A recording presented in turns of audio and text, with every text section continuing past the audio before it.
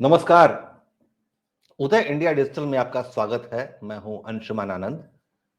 भविष्य जानने की आकांक्षा हर किसी के मन में होती है और नया साल आने वाला है, यानी कि साल 2023।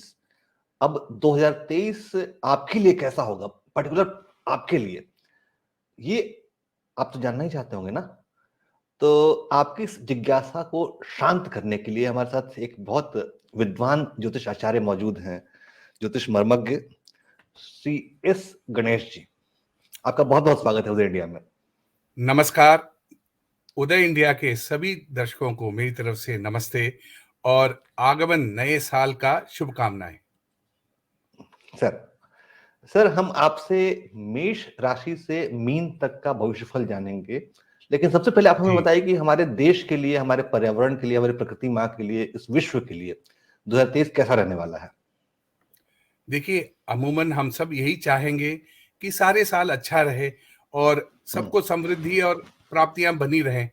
पर कई बार ऐसे होता है, हम कुछ भी चाहते हैं, प्रकृति अपनी तरफ से कई चीजें हमारे ऊपर मुसल्लत कर देती है, जिसके कारण हमें बहुत कुछ सहना पड़ता है और उसको संवेदना से भी कई बार ले जाना पड़ता है। तो इस जी साल भी कुछ ऐसा ही परिस्थिति होने की संभावनाएं हैं, क्योंकि देखिए, 1 तारीख को यानी सुबह 1 सेकंड में, 12 बजकर 1 सेकंड में, रात के 31 तारीख के पहले साल का आगमन है, नए साल का आगमन है। उस वक्त कन्या लग्न ही उगेगा। हर साल यही होगा, कन्या लग्न ही होगा। इसलिए कन्या लग्न का इतना ज्यादा इंपॉर्टेंस नहीं है। इंपॉर्टेंस है चंद्रमा किस राशि पर है, और यहाँ जी चंद्रमा अष्टम राशि पर है, यानी मेष राशि में है। और लग्न से अष्टम भाव पर होना हमारे ज्योतिष शास्त्र में इसको बहुत ज्यादा खंडन किया गया है। इसलिए इस साल में कुछ ज्यादा अच्छा होना हमारे मनुष्यों की प्रयास है। हमें अपना बांध के रखना चाहिए, अपने इरादे मजबूत रखने चाहिए, तब हमें ये अच्छा रहेगा। क्योंकि यहाँ चंद्रमा राहु के साथ युति में है और ये राहु केतु के एक्सिस में आने के कारण ये साल बहुत ज्यादा चैलेंजिंग है।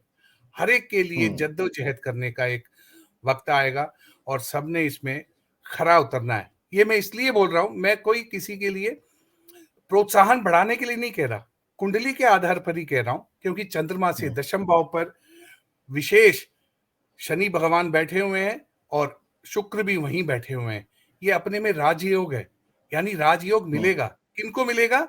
जिसके अंदर संकल्प हो, जो काम करने के प्रति जिज्ञासा भी रखता हो और अपने अंदर शक्ति भी रखता हो, उसके लिए बहुत अच्छा रहेगा। आने वाला हम साल अपने बहुत हम अपने दर्शकों को जी सरलीकृत करके बताएं, सरल भाषा में बताएं तो जी हमारे आचार्य जी ने हमें बताया कि चंद्रमा अष्टम भाव में मौजूद है, मेष राशि में, जिसकी वजह से चुनौतियों भरा साल रहने वाला है। इसलिए आप जी अपने संकल्प को दृढ़ करके रखें। जी ये दर्शकों और के लिए हमारे आचार्य जी हाँ, का ये जनरल जो इकोनॉमिक कंडीशन है, जो जनरल जी प्रॉस्पेरिटी है, उसके बारे में है। बाकी ये जो हमारा इकोनॉमिक कंडीशन है, जो आजकल फाइनेंशियल कंडीशन जो इतना पूरे संसार में ही थोड़ा डगमगा रहा है, हर जगह बहुत ज्यादा परेशानियां आ रही हैं, इसको भी देखते हुए, क्योंकि चंद्रमा और गुरु यहाँ द्विद्वादशेष में है, यानी एक दूसरे से एक दो है, दूसरा 12वें राशि पर बैठा हुआ है।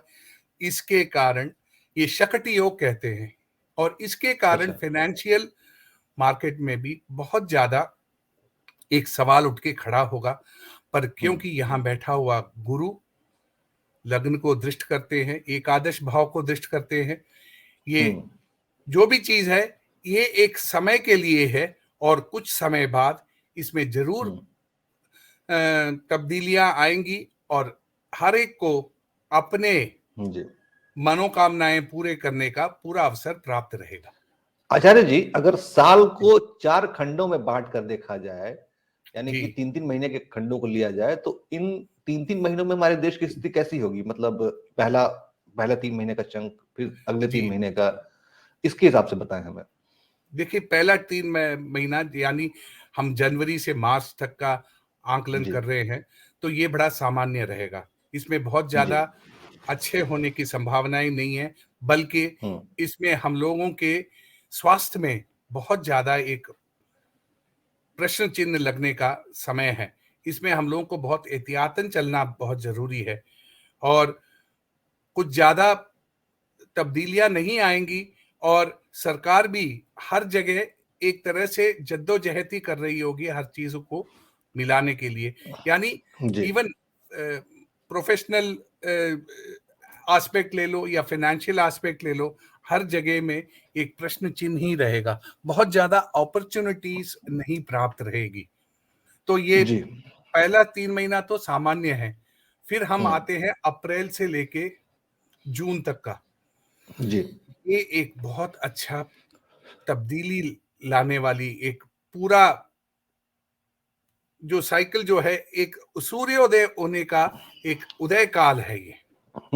और उदय यानी काल कि अगर भारतीय नववर्ष जब प्रारंभ होगा तो हमारा भी जी जी भाग्योदय जी, होगा। ये पिंगल भारतीय जो संवत्सर है उसको पिंगल कहेंगे इस बार वाले को। और जी। इसके राजा बुध हैं और मंत्री शुक्र हैं। इसके दोनों ही शुभ ग्रह हैं और दोनों मित्र हैं, परम मित्र हैं एक तो परस्पर। जी। इसके कारण ये बहुत ही अच्छा रहेगा। और विशेष चीजें, पर एकदम चीजें बदलती नहीं है, बदलने में समय लगता है।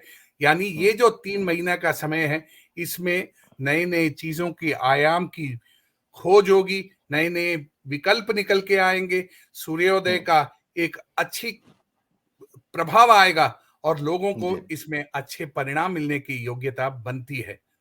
फिर जी। आते हैं तो जुलाई से सितंबर तक। ये जुलाई जुलाई से अगस्त सितंबर सितंबर जी। तक है जी। जुलाई अगस्त सितंबर जी। हाँ जी, 3 महीने का है ना ये, जुलाई से सितंबर ठीक। तक का। जी बिल्कुल सही तो कहा ये आपने। अपने में बहुत ही अच्छा रहेगा। जुलाई का हम्म। महीना financially one of the best period है, बहुत ही अच्छा भारत के रहेगा। लिए। जी। वर्ल्ड ओवर सबके लिए। देखिए, आजकल संसार एक छोटा सा गांव बन गया है। वर्ल्ड इज जहां ग्लोबल विलेज। अमेरिका में कुछ हो रहा है तो अब इंडिया में भी उसका प्रभाव है। यूक्रेन अवश्य। का युद्ध हो रहा है, वो यहाँ पर भी उसका प्रभाव है। पूरा हम्म। संसार जो है अभी एक छोटा सा गांव सा ही हो गया है। तो इसलिए सभी के लिए इसमें बहुत ही अच्छे परिणाम मिलने की संभावनाएं हैं।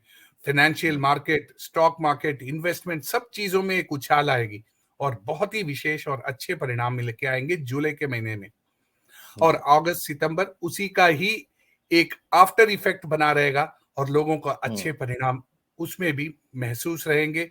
और हम्म। जिसे बोलते हैं शुभ कार्य होने का एक संकेत जी। अगस्त से मिलना लग जाएगा हर आदमी के लिए। जिनके कई जी। काम रुके हुए थे, उनमें हम्म। एक नई वेग मिलेगी और नए आयाम निकल के आएंगे और वे लोग आगे बढ़ेंगे। अब जी। आते हैं अक्टूबर से लेकर दिसंबर तक। जी। ये सबसे, अब मैं ये नहीं कहूंगा बहुत ही विशेष होगा, पर हाँ, हम्म। ये अपने में लोगों के अंदर एक परिवर्तन लाने का समय हो जाएगा। हम्म। पॉजिटिव थिंकिंग आ जाएगी और लोगों के अंदर सकारात्मक सोच आने के कारण वे लोग उद्योग के प्रति बहुत ज्यादा निष्ठा और भावना दिखाएंगे। और पूरे संसार में एक मैत्री भावना बनी रहेगी। अब हम्म। क्योंकि समय ऐसा आ जाएगा जिसमें हम्म। लोगों को ये पता चल जाएगा कि आपसी मित्रता और मैत्री ही जिंदगी में सबको अच्छा रहेगा। इसके कारण मनुष्य एक दूसरे के लिए तत्पर रह के, और भारत का ये साल बहुत ही विशेष रहेगा। हम सबको पता है 2023 में G20 का जो आयोजन है वो इंडिया में ही हो रहा है। तो भारत का एक यानी आचार्यवर आप ये संकेत दे रहे हैं कि 2023 के आखिर में दुनिया अपने झगड़ों से मुक्ति प्राप्त कर लेगी जी और युद्ध की हाँ, सारी आशंकाएं समाप्त हो जाएंगी। बिल्कुल बहुत युद्ध, सही कहा आपने। हाँ, युद्ध जो भी हो रहा है या होने की संभावनाएं हैं, उन सब में एक विराम, पूर्ण विराम लग जाएगा और लोग एक दूसरे के लिए तत्पर रहेंगे और मैत्री भावना और एक दूसरे के प्रति विश्वास, ये सब जी। बन के निकल के आएगी। और हम सब मनुष्य का एक पूरा जो आचरण है उसको पूरी तरीके से निभाएंगे।